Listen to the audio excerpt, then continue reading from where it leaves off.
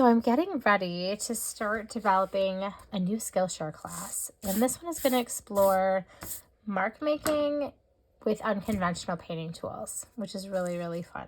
So for this exercise, for this play, I'm just going to play with watercolor. I've got some leftover watercolor from a piece that I was doing earlier. I've added some more from the tube just to give me some color variation. And I'm just going to play around and see what kind of marks different things can make. And I'm also going to play with adding color to the paper as well as drawing it away with cotton ball. I've got some yarn laying around, some paper towel scraps, anything, Kleenex, anything that's going to kind of absorb the color in the water, just to kind of do more of a subtractive technique to see what happens. So I really love working with juicy watercolor application. So I'm going to load up my palette, load up my brush with a lot of water. I'm just going to have a bunch of color here that's left over and just lay it down. I want to really let it be bold on the paper because the more color that I have down there, the more range I can get when I start pulling it away. So I've got some color there. I'm going to take my cotton ball and kind of unravel it a bit, kind of let it create kind of an organic shape, lay it down much like I would when I'm working with wet on wet and saran wrap, and just kind of let it suck up the color a little bit there. So today I want to play around with doing more of a subtractive process with the watercolor painting, to play with I want to play around with a different way to kind of create color variation and value variation by really starting out with super saturated paint on the paper and then using various materials to kind of pull that paint away and experiment with how long I leave it on there and how long I wait to put it on. So like this has been on there for a bit, and I'm going to kind of tear some off and suck some up over here, kind of draw that away. I really like the strings that you get when you kind of pull it apart. So I kind of want to try to get that captured in some of the juicier parts of my paint. To really just play with texture and play with value in a way that I haven't done a ton of before in my work.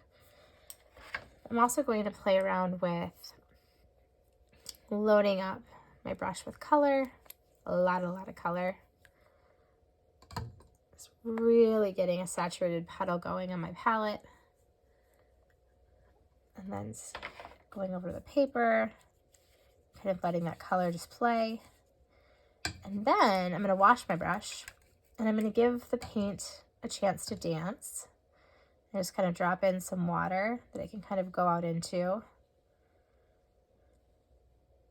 Let it bleed out on its own.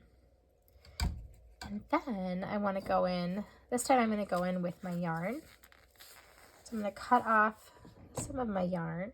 Oops.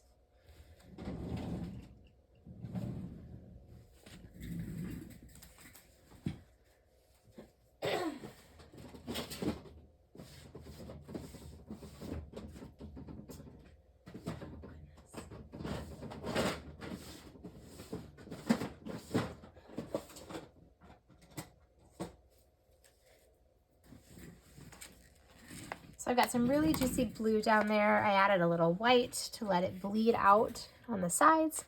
And then I'm going to come in here with some strings of yarn. Oops.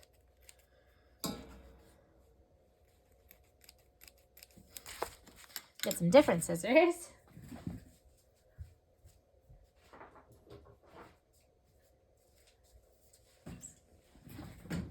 And I'm going to take my scissors. I'm going to cut up my yarn. Different lengths. And just kind of let that lay down in there, absorb it, absorb the paint a little bit. And depending on how long I leave it on there and how fresh the paint has been applied is going to change the effect.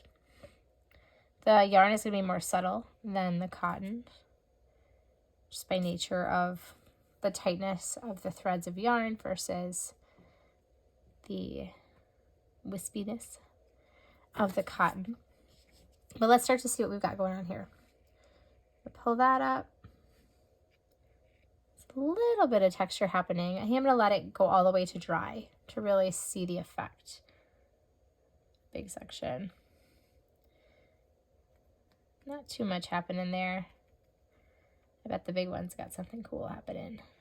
The other thing I can do is, because the cotton is going to get attached to the paint a little bit, I could leave it there.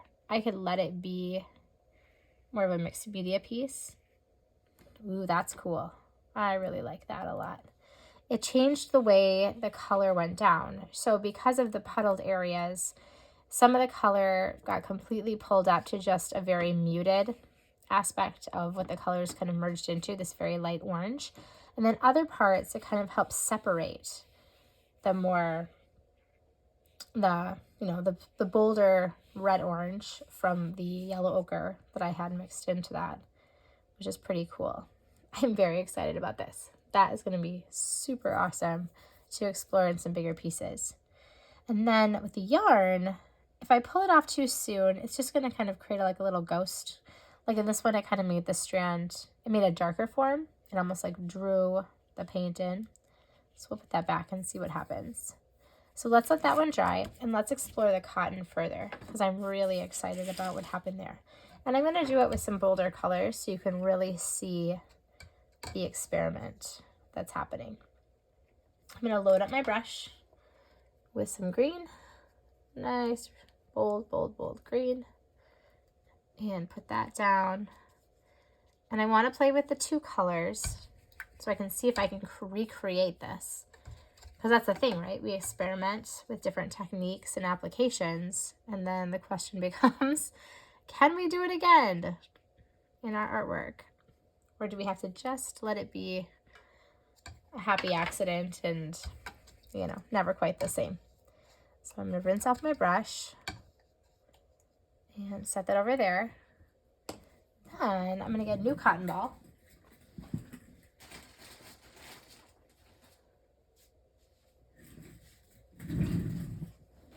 All right, I've got a new cotton ball here that I'm going to tear apart so I can get variations of cotton thickness. And then we're going to set that down into the paint.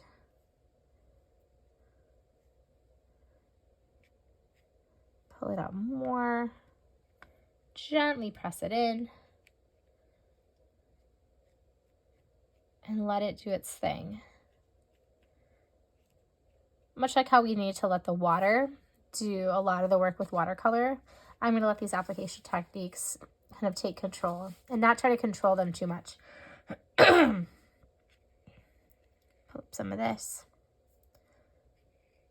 I really do like the parts of this that it's stuck in there. And I could let it dry all the way, and I could be more meticulous about getting it out of there, but I like real and implied textures. So we'll see. See. Pretty cool. I can already see it working here.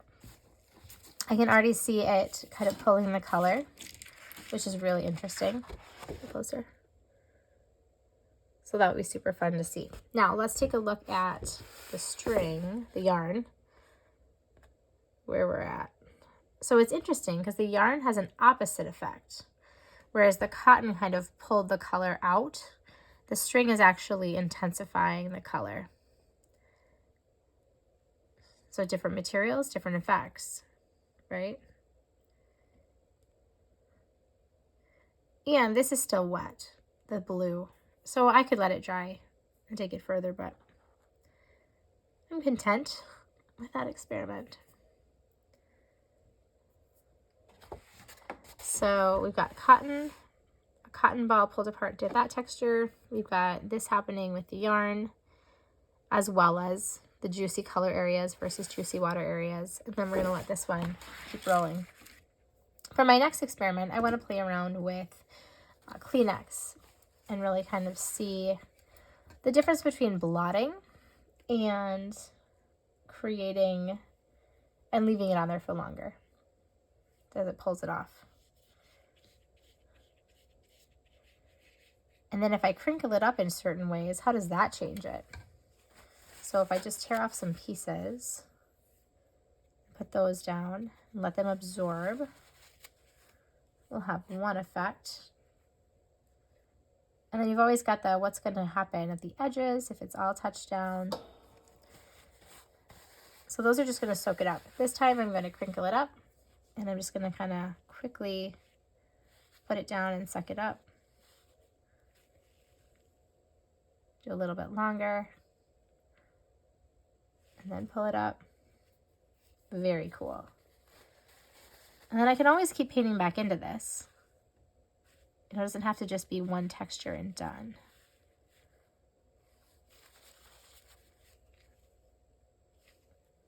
But it kind of creates, it gives you more range in your values, which I really like. I like that a lot. And then I can let it dry a little bit. Move my palettes around here. And I can keep going. I'm going to load up some limier green and kind of paint back in. And because I've absorbed so much moisture where the cotton was laid down, I have an edge I can work with that I wouldn't have had before because it would have all just bled together. So that's super cool. The other question that I'm now posing is what happens? So I have an absorbent piece of Kleenex. I have put down, it's sucking up the paint. But what happens when you bleed through it from the other side? How does that cause the paint to merge? And how cool might that be? I'm also going to try going along the edges, kind of mirroring what I was doing in the area where I absorbed it, but doing it where the Kleenex is still in place. And then what happens? Like, how does it bleed under? How does it bleed under the edge of the Kleenex? Because that could be super cool. And then you can just keep going. It's all an experiment, right? So what happens? Let's see if we get some yellow. Stick with my little analogous color family here. Happens if I kind of splatter down into that. Because then I'm going to have the bleeding splatters where the paint is still wet. I'm going to have the harder dots where the paint is dry. Let me show you that. Ooh, and then, so excited.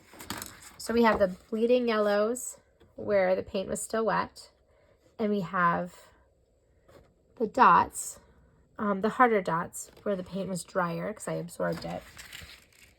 But the other thing the cotton is doing up here is it's working as a mask, right?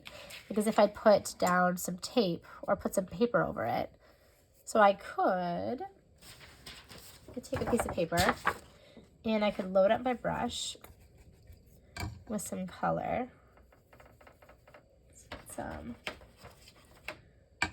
Load up my brush with color, and I could use the paper as a mask and kind of tap.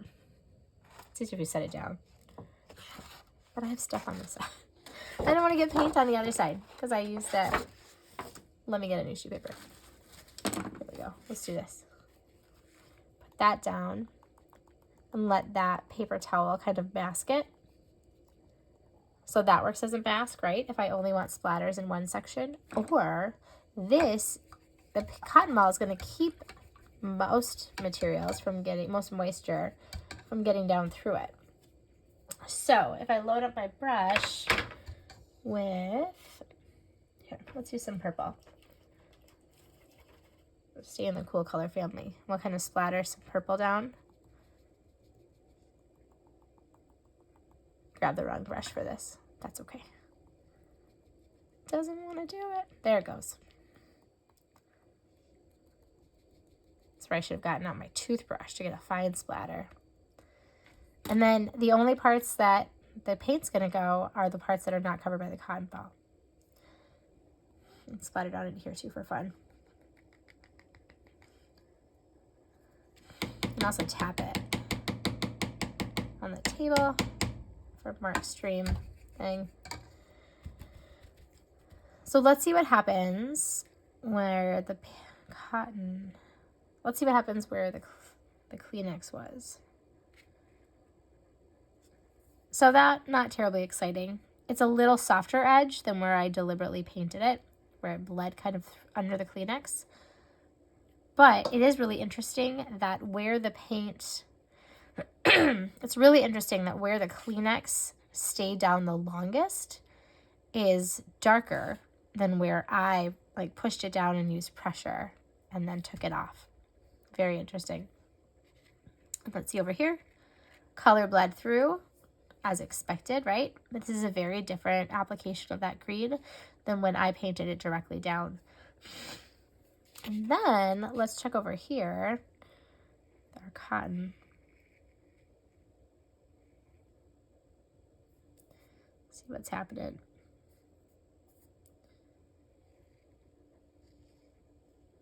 I should have left it longer, just for fun. But I wanted to see. So there, we've got some pretty cool texture stuff happening there too. So a bunch of different ways to take texture further and really just experiment and play and make a nice mess on your art table. But that's okay. Watercolor is pretty easy to clean up.